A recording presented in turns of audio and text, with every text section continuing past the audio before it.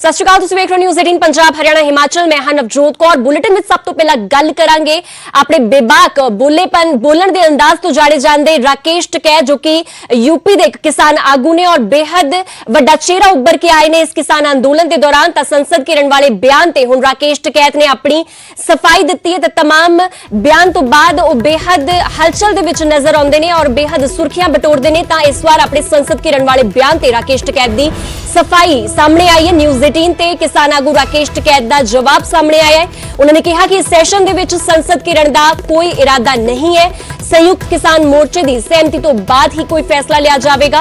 राकेश टिकैत ने न्यूज़ 18 पंजाब दे नाल गलबात की और उस दौरान उन्हां वल्लों अपने संसद घेरन वाले बयान ते सफाई सामने आई है। उन्होंने कहा कि इस बार सैशन दे विच संसद घेरन दा कोई इरादा नहीं है। संयुक्त किसान मोर्चे की सहमति तो बाद ही कोई फैसला होगा। तुहानू दस दी कि संयुक्त किसान मोर्चे दे बैनर थले जिन्ने किसान आगू ने, भावें यूपी दे होण, भावें मध्य प्रदेश दे होण और पंजाब हरियाणा दे किसान आए दिन मीटिंग्स करते हैं। हफ्ते दे विच 2 या 3 बार मीटिंग का दौर रखा जाता है और उस दौरान जो कुछ भी फैसले लए जाते हैं उन्हां ते मोहर जिहड़ी है वो लगाई जाती है। उस तो बाद ही कोई एक्शन प्लान जिहड़ा विढ़िया जाता है। राकेश टिकैत वल्लों संसद घेरन दा बयान एक सामने आया सी, जिस ते उन्होंने अपनी हुण सफाई दी है। न्यूज़ 18 दे नाल गलबात करदियां होइयां उन्होंने सफाई दी और उन्होंने कहा कि संसद घेरन दा फिलहाल कोई विचार नहीं है और जो कोई भी फैसला लिया जाएगा उस संयुक्त किसान मोर्चे की सहमति तो बाद ही लिया जाएगा।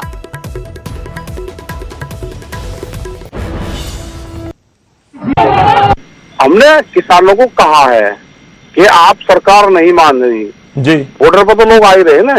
बॉर्डर का मतलब दिल्ली है जी, बॉर्डर का मतलब ही दिल्ली है जी।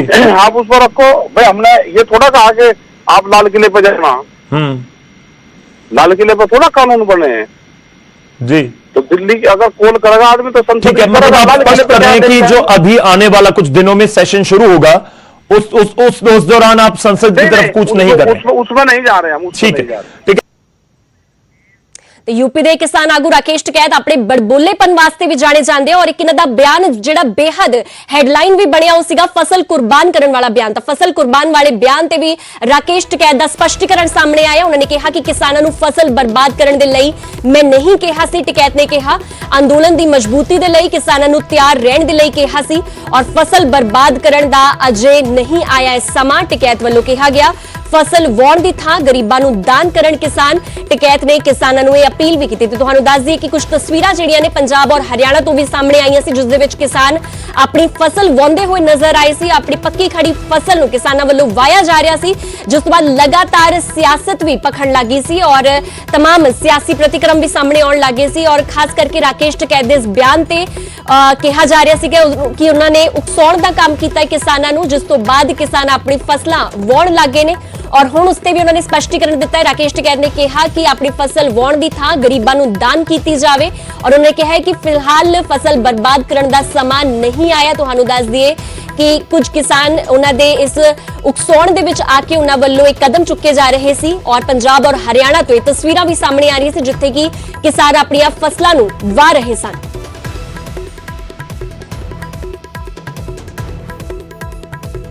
फसल नहीं बर्बाद करनी चाहिए किसानों को जी। और उसका ना टाइम अभी है, ठीक है। अपनी फसल को काट कर रखेंगे। ये तो पूरा जोन बना दिया ना, अब तो पूरे देश में जोन बन गया। मध्य प्रदेश महाराष्ट्र की फसल कटाई होगी अब शुरू, तो वे लोग यहाँ पर आ जाएंगे। जब पंजाब में 15-20 अप्रैल के आसपास कटाई होगी जी, पंजाब के किसान अपनी कटाई करेंगे और वहाँ के लोग यहाँ पर आ जाएंगे। वो तो पूरा जोन बना दिया है पूरा संगठन में। नहीं, वो तो ठीक है सर, लेकिन देखिए आपके बयान को लेकर आपके साथी जब सवाल उठाएं तो इसलिए आपसे सवाल पूछना लाजमी है। हनन मौला कहते हैं कि आप बिना सोचे समझे बयान दे देते हैं। नहीं, वो हनमुल्ला हमारे लीडर है, बड़े वे हैं और 40 लोगों की पूरी जत्थेबंदी है, ठीक है। हमारे में कोई नहीं है, सब लोग हैं। हमने जैसे यहाँ पे भी कहा भाई अगला जब भी प्रोग्राम होगा हमने दिल्ली के लिए लोगों को तैयार रहने के लिए कहा। जब भी संयुक्त मोर्चा कॉल करेगा वो 2 महीने में कर लो, 6 महीने में कर लो, 2 साल में कर लो जी, ठीक है। तो अपना तेल ताल गिरवा के ठीक रखे। ਤੇ ਰਾਕੇਸ਼ ਟਕੈਤ ਆਪਣੇ ਹੀ ਬਿਆਨ ਤੋਂ ਯੂ ਟਰਨ ਲੈਂਦੇ ਹੋਏ ਨਜ਼ਰ ਆਏ ਨੇ। ਕਿਤੇ ਇੱਕ ਪਾਸੇ ਉਹਨਾਂ ਵੱਲੋਂ ਇਹ ਬਿਆਨ ਦਿੱਤਾ ਗਿਆ ਸੀਗਾ ਕਿ ਜੇਕਰ ਲੋੜ ਪੈਂਦੀ ਹੈ ਤਾਂ ਕਿਸਾਨ ਆਪਣੀ ਇੱਕ ਫਸਲ ਵੀ ਕੁਰਬਾਨ ਕਰ ਸਕਦੇ, ਔਰ ਹੁਣ ਰਾਕੇਸ਼ ਟਕੈਤ ਕਹਿ ਰਹੇ ਨੇ, ਅਪੀਲ ਕਰ ਰਹੇ ਨੇ ਕਿਸਾਨਾਂ ਨੂੰ ਕਿ ਫਸਲ ਬਰਬਾਦ ਕਰਨ ਦੀ ਥਾਂ ਲੋਕ ਆਪਣੀ ਫਸਲ ਗਰੀਬਾਂ ਨੂੰ ਦਾਨ ਕਰਨ।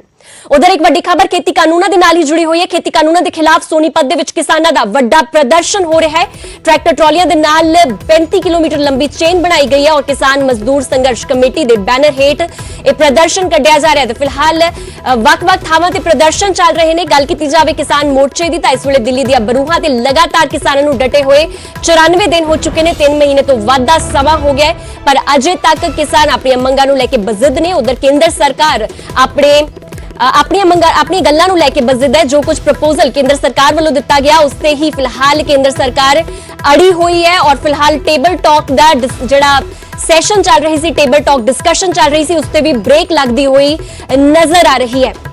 ते तुहानूं दस दें कि सोनीपत दे विच एक वड्डा प्रदर्शन फिलहाल किया जा रहा है क्योंकि 94 दिन का समा हो गया है। अजे तक ज्यों दे तो ही सारा मसला खड़ा होया है। तो फिलहाल एक वड्डा प्रदर्शन ट्रैक्टर ट्रॉलियां दे राही बनाया गया और 35 किलोमीटर लंबी चेन बना के एक हुंगारा देने की कोशिश फिर तो की जा रही है। 3 कृषि कानूनों के खिलाफ लगातार 3 महीने से किसान दिल्ली की सीमाओं पर डटे हुए हैं। अलग अलग तरीके से सरकार पर दबाव बनाने का काम भी किया जा रहा है। जैसे संयुक्त किसान मोर्चा आह्वान करता है उसी हिसाब से रेल रोको या फिर सड़क जाम करने के कार्य भी किसानों द्वारा किए जा चुके हैं और सभी के सभी शांतिपूर्ण ढंग से किसानों द्वारा किए गए। किसानों का सिर्फ मांग वही है कि जब तक 3 कृषि कानून रद्द नहीं होंगे जब तक वो अपने घर वापस नहीं जाएंगे। और उसी के तहत आज सोनीपत में किसान खेत मजदूर संगठन द्वारा एक श्रृंखला बनाई गई है ट्रैक्टरों की। हम मेरे पीछे तस्वीरें देख सकते हैं। सोनीपत के गांव रतनगढ़ से इसकी शुरुआत की गई है और गोहाना तक ये श्रृंखला गई हुई है। सिर्फ किसानों का वही मांग है कि 3 कृषि कानून जो केंद्र सरकार ने पारित किए थे उन्हीं का विरोध करना इनका एक मकसद है। आप देख सकते हैं किसान यहाँ पर बैठे हुए हैं और ट्रैक्टरों की एक लंबी लाइन आपको दिखाई दे रही है। यही लाइन गोहाना तक है और गोहाना तक जो ट्रैक्टर हैं वो सभी किसानों के खड़े किए गए हैं। एक मैसेज दिया गया सोनीपत के किसानों के द्वारा कि सरकार जल्द से जल्द उनकी मांग को पूरी कर दे, वरना वो आगे ऐसे आंदोलन को बढ़ाने के लिए कुछ भी कर सकते हैं। और मेरे साथ कुछ किसान हैं, उनसे भी बातचीत कर लेते हैं। सर, ये श्रृंखला आज क्यों बनाई गई, आखिरकार क्या मैसेज सरकार को? इसको सरकार का तो मैसेज बाद में बताओगे। हमारा आज एक तरफ विदास जयंती है जी और एक शहीद चंद्रशेखर आजाद का बलिदान दिवस है, उसके उपलक्ष्य में हमने जो प्रोग्राम कराया था और इसके तहत हम सरकार को मैसेज देने का वो एक हमने जो पॉइंट रखा है। अगर जो 3 कृषि काले कानून हैं और इलेक्ट्रिसिटी बिल 2020 है, इतना ये वापस नहीं होते, इतना पीसफुली चले जाएंगे। इतना सरकार जो नहीं मानेगी वो कितने हथकंडे अपना दे, हम बिल्कुल भी बरगलाओगे नहीं। हम एकता के साथ पूरे जुटे रहेंगे। जब तक हमारी मांग पूरी नहीं होती हम शांतिपूर्वक आंदोलन करते ही रहेंगे फॉर इंडेफिनिट टाइम। तो किसानों का यही कहना है कि जो चंद्रशेखर आजाद का शहीदी दिवस और रविदास जयंती के उपलक्ष्य में यह श्रृंखला बनाई गई है और मांग वही है कि जब तक 3 कृषि कानून रद्द नहीं होंगे इसी तरह आंदोलन चलता रहेगा। सोनीपत से नितिन अंतिल, न्यूज़ 18। अगली बड़ी खबर अमृतसर तो आ रही है जिथे कि श्रोमणी अकाली दल के आगू बिक्रम मजीठिया मृतक किसान के घर पहुंचे। अंदोलन दे विच किसान तरसेम सिंह की मौत हो गई सी और मजीठिया ने परिवार दे नाल हमदर्दी जताई है। केंद्र सरकार ते भी मजीठिया ने निशाने साधे ने और कहा है कि किसान मर रहे ने और सरकार कोई ध्यान नहीं दे रही। तुहानूं दस दईए कि किसान अंदोलन के दौरान कई किसान अपनी जान गवा चुके ने, भावें हार्ट अटैक उसकी वजह रही होवे, भावें कुछ किसानों वालों खुदकुशी भी की गई। इस दे नाल कुछ किसान सड़क हादसे दे विच भी अपनी जान गवा चुके ने। तो तुहानूं दस दे कि लगातार बुरियां खबरां दा दौर रुकण दा नाम नहीं लै रहा और इस बार अमृतसर दे एक किसान तरसेम सिंह दी मौत हुई जिस दे अपनी हमदर्दी जताउण अकाली आगू बिक्रम मजीठिया पहुंचे। उन्हां वल्लों सरकार ते निशाने साधे गए ने, कैप्टन सरकार ते भी निशाने साधे गए ने और केंद्र सरकार ते निशाने साधिया होया बिक्रम मजीठिया ने कहा कि किसान मर रहे ने और सरकार इन्हां दे वल कोई ध्यान नहीं दे रही। जिस दिन ਦੇ ਦਿੱਲੀ ਗਏ ਆ, ਭਾਵੇਂ ਦਿੱਲੀ ਜਿਸ ਦਿਨ ਜਾ ਰਹੇ ਸੀ ਉਹ ਦਿਨ ਪਤਾ ਨਹੀਂ ਸੀ ਕਿ ਕੀ ਹਾਲਾਤ ਬਣਨਗੇ। ਔਰ ਸ੍ਰੀ ਅੰਮ੍ਰਿਤਸਰ ਸਾਹਿਬ ਦੀ ਧਰਤੀ ਭੂਮਾ ਨਗਰ ਇਹ ਸ੍ਰੀ ਅੰਮ੍ਰਿਤਸਰ ਸਾਹਿਬ ਜ਼ਿਲ੍ਹੇ ਦਾ, ਇੱਥੋਂ ਆਪ ਦਾ ਸਾਰੇ ਸੱਜਣਾ ਮਿੱਤਰਾਂ ਦੇ ਨਾਲ ਟਰੈਕਟਰ ਲੈ ਕੇ ਦਿੱਲੀ ਤੱਕ ਜਾਣਾ 500 ਤੋਂ ਵੱਧ ਕਿਲੋਮੀਟਰ ਦਾ ਸਫ਼ਰ ਹੈ। ਉਹ ਸੋਚ ਵੇਖੋ 60-65 ਸਾਲ ਦੀ ਉਮਰ, ਜਜ਼ਬਾ ਵੇਖੋ ਕਿ ਇਹ ਕਾਲੇ ਕਾਨੂੰਨ ਸੈਂਟਰ ਦੇ ਵਾਪਸ ਹੋਣੇ ਚਾਹੀਦੇ ਔਰ ਉੱਥੇ ਹੀ ਰਹੇ। ਬਿਮਾਰ ਹੋਣ ਤੇ ਮੁੜਿਆ, ਨਹੀਂ ਤਾਂ ਮੁੜਨਾ ਨਹੀਂ ਸੀ। ਔਰ ਜਦੋਂ ਮੁੜਿਆ, ਇਹ ਉਹਨਾਂ ਦਾ ਕਾਕਾ, ਇਹ ਉਹਨਾਂ ਦੇ ਘਰੋਂ ਨੇ, ਮਾਤਾ ਜੀ ਨੇ, ਉਹ ਦੱਸਦੇ ਆ ਕਿ ਜਦੋਂ ਮੁੜੇ ਵੀ ਉੱਥੋਂ ਫੋਨ ਆਉਂਦੇ ਸੀ ਕਿ ਕਦੋਂ ਆ ਰਹੇ ਹੋ, ਕਹਿੰਦੇ ਮੈਂ ਬਸ ਠੀਕ ਹੋ ਜਾ, ਮੈਂ ਵਾਪਸ ਆ ਰਿਹਾ। ਸਾਡੇ ਕੋਲ ਅਜੇ ਮੇਰਾ ਖਿਆਲ ਥੋੜਾ ਚਿਰ ਹੀ ਹੋਇਆ, ਲੇਕਿਨ ਫੋਨ ਤੇ ਗੱਲ ਹੁੰਦੀ ਰਹਿੰਦੀ ਸੀ ਮੇਰੀ ਉਹਨਾਂ। ਅਜੇ 20 ਕੁ ਦਿਨ ਬਾਅਦ ਹੋਈ ਆ ਗੱਲ। ਉਹਨਾਂ ਨੇ ਕਿਹਾ ਸੀ ਕਿ ਸਾਡੇ ਮਾਮੇ ਜੀ ਨੇ ਮਾਤਾ ਜੀ ਨਾਲ ਗੱਲ ਕਰਾ ਦਿਓ ਬਰਾਦਿਆ, ਤੇ ਮੈਂ ਕਿਹਾ ਗੱਲ ਮੈਂ ਕਰਾਉਣਾ ਵਾ, ਗੱਲ ਕਰਾਵਾਂਗੇ। ਲੇਕਿਨ ਉਹਨਾਂ ਦਾ ਸੁਭਾਅ ਇਹੋ ਜਿਹਾ ਸੀ ਕਿ ਉਹਨਾਂ ਨੇ ਸਾਨੂੰ ਉੱਥੋਂ ਤੱਕਾਂ ਵੀ ਮੁੱਦਾ ਇਹ ਚੁੱਕਿਆ ਸੀ ਕਿ ਤੁਸੀਂ ਵੀ ਪਿੱਛੇ ਸੀ ਨਹੀਂ ਹਟਣਾ। ਇਹ ਕਿਸਾਨੀ ਅੰਦੋਲਨ ਦੇ ਚੱਕਰ 'ਚ ਆਪਣਾ ਪੂਰਾ ਸਹਿਯੋਗ ਦੇਣਾ। ਸ਼ਹਾਦਤ ਕਦੋਂ ਹੋਈ ਹੈ? ਸ਼ਹਾਦਤ ਨੂੰ ਤਾਂ ਕੁਝ ਦਿਨ। ਉਧਰ ਹੈਰਾਨ ਕਰ ਦੇਣ ਵਾਲੀ ਇੱਕ ਖਬਰ ਬਰਨਾਲਾ ਤੋਂ ਸਾਹਮਣੇ ਆ ਰਹੀ ਹੈ। ਬਰਨਾਲਾ ਦੇ ਵਿੱਚ ਇੱਕ ਲੜਕੀ ਦੇ ਨਾਲ ਹੈਵਾਨੀਅਤ ਦਾ ਮਾਮਲਾ ਸਾਹਮਣੇ ਆਇਆ ਹੈ।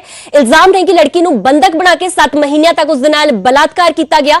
ਇਨਸਾਫ ਦੇ ਲਈ ਜਦੋਂ ਉਸਨੇ ਪੁਲਿਸ ਨੂੰ ਗੁਹਾਰ ਲਗਾਈ ਤਾਂ ਉਲਟਾ ਉਸ ਨੂੰ ਹੀ ਡਰਾਇਆ ਧਮਕਾਇਆ ਗਿਆ। ਇਸ ਪੂਰੇ ਮਾਮਲੇ ਦੇ ਵਿੱਚ ਹੁਣ ਐਕਸ਼ਨ ਹੋਇਆ ਹੈ ਅਤੇ 3 ਥਾਣੇਦਾਰਾਂ ਨੂੰ ਵੀ ਸਸਪੈਂਡ ਕਰ ਦਿੱਤਾ ਗਿਆ ਹੈ।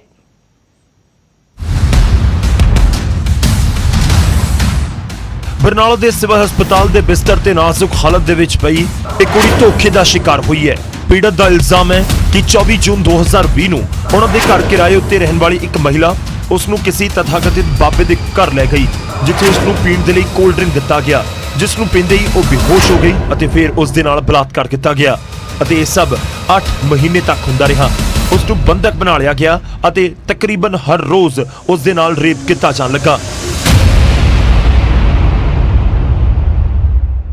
ਜਦੋਂ ਦਿੱਤਾ ਉਹਨਾਂ ਨੇ, ਮੇਰਾ ਸਾਰਾ ਸਰੀਰ ਸੁੰਨ ਹੋ ਗਿਆ। ਫਿਰ ਉਹਨਾਂ ਨੇ ਬਾਬੇ ਨੇ ਕੋਈ ਕਹਿੰਦੇ ਜਿੰਨ ਨਾਲ ਵਿਆਹ ਕਰਦੇ ਨੇਗੇ ਹਨਾ, ਤੇ ਉਹਨਾਂ ਨੇ ਕੋਈ ਮੰਤਰ ਹਵਨ ਵਗੈਰਾ ਕਰਦੇ ਪਏ ਸੀਗੇ। ਫਿਰ ਪਹਿਲੇ ਬਾਬੇ ਨੇ ਮੈਨੂੰ ਰੇਪ ਕੀਤਾ। ਫਿਰ ਉਸ ਤੋਂ ਬਾਅਦ ਤਲਵਿੰਦਰ ਘੜੀਆਵਾਲਾ ਤੇ ਚੰਦ ਲਾਲ, ਇਹਨਾਂ ਦੋਨਾਂ ਨੇ ਮੇਰੇ ਨਾਲ ਜ਼ਬਰ ਜਨਾਹ ਕੀਤੀ। ਚੰਦ ਲਾਲ ਕਰਮਜੀਤ ਦਾ ਘਰ ਵਾਲਾ ਸੀ, ਸਾਡੇ ਕਿਰਾਏ ਤੇ ਰਹਿੰਦੇ ਸੀਗੇ।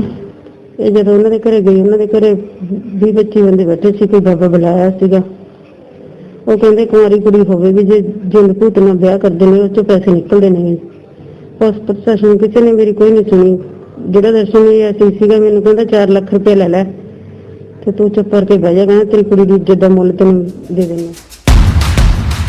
ਪੀੜਤਾ ਦਾ ਇਲਜ਼ਾਮ ਹੈ ਕਿ ਪੁਲਿਸ ਦੇ 3 ਮੁਲਾਜ਼ਮ ਵੀ ਉਸ ਦੇ ਉੱਤੇ ਦਬਾਅ ਬਣਾਉਂਦੇ ਰਹੇ। ਇੰਨਾ ਹੀ ਨਹੀਂ, ਉਸ ਦਾ ਜ਼ਬਰਦਸਤੀ ਵਿਆਹ ਵੀ ਕਰਵਾ ਦਿੱਤਾ ਗਿਆ। ਸਾਰੇ ਨੇ ਮੁਲਾਜ਼ਮਾਂ ਨੇ ਰਲ ਕੇ ਮੇਰਾ ਲਖਵਿੰਦਰ ਦੇ ਨਾਲ ਵਿਆਹ ਕਰਤਾ। ਪੁਲਿਸ ਵਾਲਿਆਂ ਨੇ ਧੱਕੇ ਨਾਲ ਕਹਿ ਕੇ ਤੇ ਕਹਿੰਦੇ ਰੀਤੂ ਪਾਇਲ ਤੇ ਕਰਮਜੀਤ ਚੰਦ ਲਾਲ, ਇਹਨਾਂ ਸਾਰਿਆਂ ਨੇ ਕਹਿ ਕੇ ਮੇਰਾ ਧੱਕੇ ਨਾਲ ਵਿਆਹ ਕਰਤਾ ਸੀਗਾ। ਤੇ ਉਸ ਤੋਂ ਬਾਅਦ ਉਹ ਉੱਥੇ ਵੀ ਮਤਲਬ ਕਿ ਮੇਰੇ ਨਾਲ ਗਾਲੀ ਗਲੋਚ ਕਰਦੇ ਸੀ, ਮਾਰਦੇ ਕੁੱਟਦੇ ਸੀਗੇ ਤੇ ਮੈਂ ਆਪਣੀ ਜਾਨ ਮਸਾਂ ਬਚਾ ਕੇ ਆਈ ਹੈਗੀ। ਬਠਿੰਡੇ ਰੀਤੂ ਨਾਂ ਦੀ ਕੁੜੀ ਦਾ ਜਿਹੜਾ ਕੰਮ ਆ ਉਹਨਾਂ ਦੇ ਕੋਲ ਵੇਚਣ ਦੀ ਤਿਆਰੀ ਚੱਲਦੀ ਸੀ। ਬਾਬੇ ਨੂੰ ਫੋਨ ਵੀ ਰਾਤ ਨੂੰ ਡੀਲ ਹੋ ਰਹੀ ਸੀਗੀ ਵੀ ਰਾਤ ਨੂੰ ਕੁੜੀ ਲੈ ਜਾਈ ਜਾਊਗੀ। ਉਸ ਤੋਂ ਬਾਅਦ ਬਲਜੀਤ ਕੌਰ ਦੇ ਮੁੰਡੇ ਨਾਲ ਵਿਆਹ ਕਰ ਦਿੱਤਾ ਗਿਆ, ਜਿਸ ਦੀ ਉਮਰ ਵੀ ਨਹੀਂ ਪੂਰੀ ਸੀ। 70,000 ਰੁਪਏ ਦੇ ਕੇ ਕੁੜੀ ਦੇ ਦੱਸਣ ਮੁਤਾਬਕ ਧੱਕੇ ਨਾਲ ਵਿਆਹ ਕਰਵਾਇਆ ਗਿਆ। ਹਾਲਾਂਕਿ ਹੁਣ ਪੁਲਿਸ ਨੇ ਪੀੜਤ ਕੁੜੀ ਦੇ ਬਿਆਨ ਦੇ ਆਧਾਰ ਦੇ ਉੱਤੇ 2 ਮਹਿਲਾਵਾਂ ਸਣੇ 7 ਲੋਕਾਂ ਦੇ ਉੱਤੇ ਮਾਮਲਾ ਦਰਜ ਕਰ ਲਿਆ ਅਤੇ ਮੁਲਜ਼ਮ ਪੁਲਿਸ ਮੁਲਾਜ਼ਮਾਂ ਨੂੰ ਸਸਪੈਂਡ ਕਰ ਦਿੱਤਾ ਗਿਆ ਹੈ। ਤਫਤੀਸ਼ ਮੁੜ ਚਾਲੂ ਕਰ ਲਈ ਹੈ। ਉਹਦੇ ਵਿੱਚ ਇਹਨੇ 7 ਬੰਦੇ ਲਿਖਾਏ ਨੇ। ਉਹ 7 ਬੰਦਿਆਂ ਨੂੰ ਅਸੀਂ ਅਰੈਸਟ ਕਰਾਂਗੇ ਤੇ ਸਾਡੀਆਂ ਰੀਡਿੰਗ ਪਾਰਟੀਆਂ ਸਾਡੀ ਕੰਟੀਨਿਊ। ਇਹ ਜਦੋਂ ਵਿਕਟਮ ਦਾ ਸਾਡੇ ਕੋਲੇ ਬਿਆਨ ਆਇਆ, ਮੈਂ ਐਸਐਸਪੀ ਸਾਹਿਬ ਨੂੰ ਦੱਸਿਆ ਤੁਰੰਤ ਵੀ ਆਹ 3 ਮੁਲਾਜ਼ਮਾਂ ਦੇ ਨੇ ਕਿਹਾ ਵੀ ਇਹਨੇ ਜਿਹੜਾ ਮੇਰਾ ਪਹਿਲਾ ਬਿਆਨ ਸੀ ਉਹ ਇਹਨਾਂ ਨੇ ਥ੍ਰੈਟ ਕਰਕੇ ਲਿਖਾਇਆ ਹੈਗਾ। ਤੇ ਅਸੀਂ ਤੁਰੰਤ ਐਸਐਸਪੀ ਸਾਹਿਬ ਨੂੰ ਕਾਰਵਾਈ ਕਰਦੇ ਹਾਂ। ਕੱਲ੍ਹ ਹੀ ਤੁਹਾਨੂੰ ਜਿਵੇਂ ਪਤਾ ਹੈਗਾ ਉਹਨਾਂ 3 ਨੂੰ ਸਸਪੈਂਡ ਕਰ ਦਿੱਤਾ ਗਿਆ। ਭਾਵੇਂ ਹੁਣ ਮਾਮਲਾ ਦਰਜ ਕਰਕੇ ਜਾਂਚ ਸ਼ੁਰੂ ਹੋ ਗਈ ਹੋਵੇ, ਫਿਰ ਵੀ ਪੀੜਤ ਕੁੜੀ ਇੰਨੀ ਸਹਿਮੀ ਹੋਈ ਹੈ ਕਿ ਉਸ ਨੂੰ ਹੁਣ ਆਪਣੇ ਪਰਿਵਾਰ ਦੀ ਸੁਰੱਖਿਆ ਦੀ ਚਿੰਤਾ ਸਤਾਉਣ ਲੱਗੀ ਹੈ ਅਤੇ ਉਹ ਇਨਸਾਫ ਦੇ ਨਾਲ ਆਪਣੇ ਪਰਿਵਾਰ ਦੀ ਸੁਰੱਖਿਆ ਦੀ ਵੀ ਮੰਗ ਕਰ ਰਹੀ ਹੈ। ਬਰਨਾਲਾ ਤੋਂ ਆਸ਼ੀਸ਼ ਸ਼ਰਮਾ, ਨਿਊਜ਼ 18 ਪੰਜਾਬ। ਅਗਲੀ ਖਬਰ ਸਾਈਬਰ ਸਿਟੀ ਗੁਰੂਗ੍ਰਾਮ ਤੋਂ ਹੈ, ਜਿੱਥੇ ਕਿ ਗੁੰਡਾਗਰਦੀ ਦਾ ਨੰਗਾ ਨਾਚ ਹੋਇਆ। ਪੂਰੀ ਵਾਰਦਾਤ ਸੀਸੀਟੀਵੀ ਦੇ ਵਿੱਚ ਕੈਦ ਹੋ ਗਈ। ਸ਼ੁਰੂਆਤ ਪਤੀ ਪਤਨੀ ਦੇ ਝਗੜੇ ਤੋਂ ਹੋਈ, ਪਰ ਅੰਜਾਮ ਬੇहद ਖਤਰਨਾਕ ਸੀ।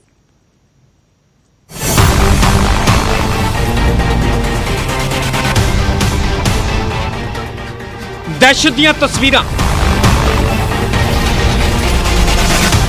गुंडागर्दी दीयां तस्वीरां। इन्हां तस्वीरां नूं हरियाणा पुलिस जरा गौर दे नाल देख लवे ते अंदाजा लगा लवे कि सूबे च कानून व्यवस्था दा की हाल है।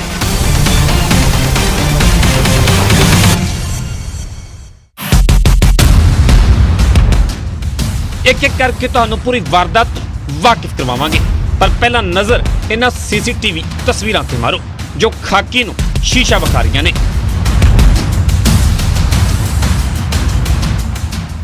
दो बदमाश जो एक शख्स नूं घसीटदे होए नजर आ रहे ने, थोड़ा रुकदे ने फिर शख्स नूं चुकदे ने ते अगे वधदे ने।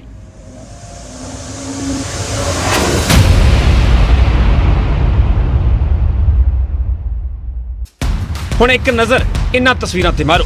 एक बदमाश इस शख्स नूं तेजी दे नाल घसीटदा होया अगे वध जांदा है। ਇਹ बदमाश पुलिस नूं शीशा विखाउंदे रहे ते एक एक हरकत सीसीटीवी दे विच कैद हुंदी रही। हुण इन्हां तस्वीरां ते नजर मारो। तीन बदमाश जिन्हां दे शिकंजे विच है एक शख्स जिस नूं घसीटदे होए कार वल वधदे ने, गड्डी दी डिग्गी च सुੱਟਣ ਦੀ कोशिश करदे ने। पीड़ित इन्हां बदमाशां दे चुंगल दे विचों निकलण दी कोशिश करदा है पर कामयाब नहीं हो पाउंदा ते बदमाश इस शख्स नूं धक्के मार के पिछली सीट ते सुੱਟਦੇ ने ते अगवा करके फरार हो जाते हैं।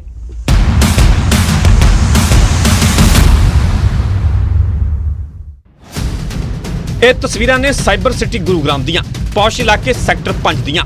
हुण गल करदे हां इस पूरी वारदात पिछली वजह दी, जिसनूं सुण के तुहाडे भी रौंगटे खड़े हो जाणगे। तुसीं सोचण दे लई मजबूर हो जावोगे कि एवें भी हो सकदा है। दरअसल पूरी वारदात की शुरुआत पति पत्नी दे झगड़े तो हुंदी है, जिन्हां दा कुछ साल पहलां ही विआह होया सी। छोटिया छोटिया गल्लां नूं लैके तकरार शुरू हुई ते एक दिन झगड़ा इन्ना वधिया कि पत्नी ने पूरी घटना की जानकारी अपने भरा दे अगे बयान कर दी। बस फिर की सी, भरा अपने दोस्तों नूं लैके गुरुग्राम जा पहुंचा ते पति नूं घर दे बाहर बुला के कुटमार करनी शुरू कर दी। अगवा कर लिया गया, हालांकि बाद इस शख्स नूं छड्ड भी दिता गया। इन्हां बदमाशां दी एक एक हरकत सीसीटीवी दे विच कैद हो गई।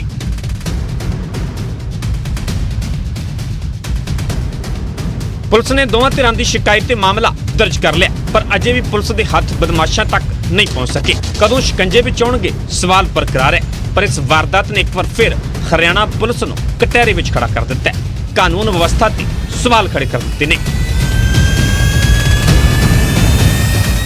गुरुग्राम तो धर्मवीर शर्मा, न्यूज़ 18 पंजाब।